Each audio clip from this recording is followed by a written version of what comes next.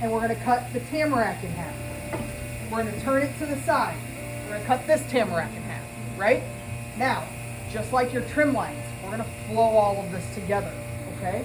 So this one is gonna come down just ever so slightly at an angle. And then we're gonna mix that in with this one. And then your trim lines, obviously, right? So, you're gonna cut all of this out around your trim lines first, okay? Then you worry about the tamarack. Then, so these little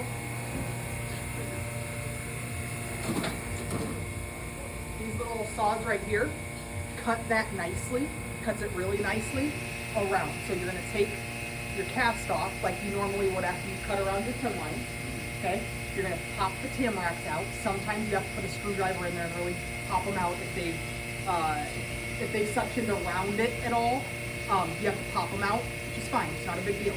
So then you're gonna cut carefully all the way around and through this yellow section, okay? Now, after you've done that, you're gonna grind everything down. But I wanna be very clear. If you take this and you go like this and like this, okay, for your trim lines, because it has to be curved going into your tamarack. If you only do that, once you put it together, you're gonna go to flex it and it's gonna touch itself, okay? So this actually, when you take it, it has to almost come off. It almost has to come off at an angle up and an angle down so that it can flex, okay? Does that make sense to everybody? So this would continue this trim so line? you cut this one, yep, and you'll have two different ones. So this is preferable, and everybody see that? Mm-hmm. Come see it, Mariah. This is not. This, I'm going to show you what is not going to work. If you pull this out here and go up here, and pull this out here and go this way, that is not going to work. Okay? So, this ends up being very much so trial and error. So, you're going to do your trim lines. Most of you are probably going to make them too long. You're going to put your tamaracks in, you're going to go to flex it, and it's not going to flex without hitting each other.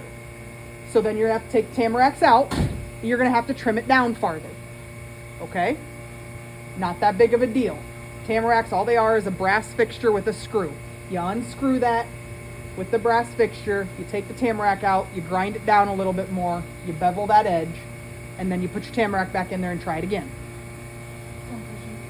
Are we beveling this as well? Yeah. Okay. Yep. It's going to touch the skin. Yep. And then you have malleolus pads. With that question, actually, because the inside of the articulation, I guess, that makes sense, bevel that. Would we want to keep a straight edge on the outside because it might give it more like... Nope.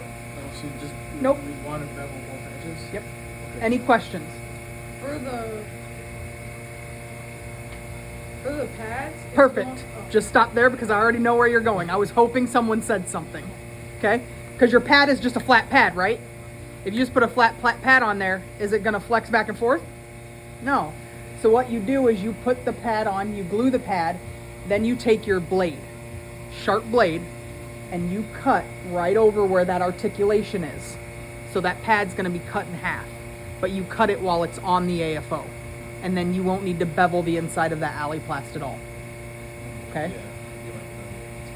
Yep. Does that make sense to everybody?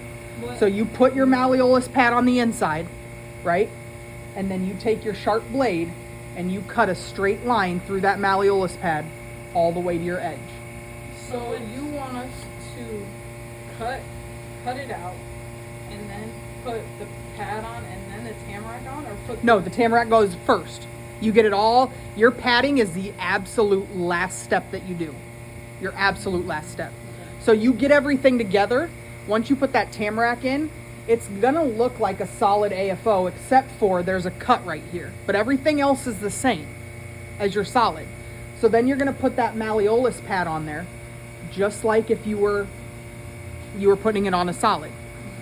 Once you've glued that in place, you're gonna take a blade along the inside and cut that pad in half so that it still articulates, but it's still padded with the articulation. Okay. Does that make sense? So you're not gonna see the tamarack from the inside? No. Okay. Nope. There's a video on it. No. Should it be? There is now. Should it be beveled before? Well, your pad needs to be skived around this section, right? It's always got to be skived around here, Well, I mean, but you don't have to bevel it because it's going to come straight together. Yeah, plastic should all be beveled. Your AFO should be ready to turn in before you touch the pads. Padding is the absolute last step. Okay? There's a potential that I might be back by the time you guys do the padding. Oh,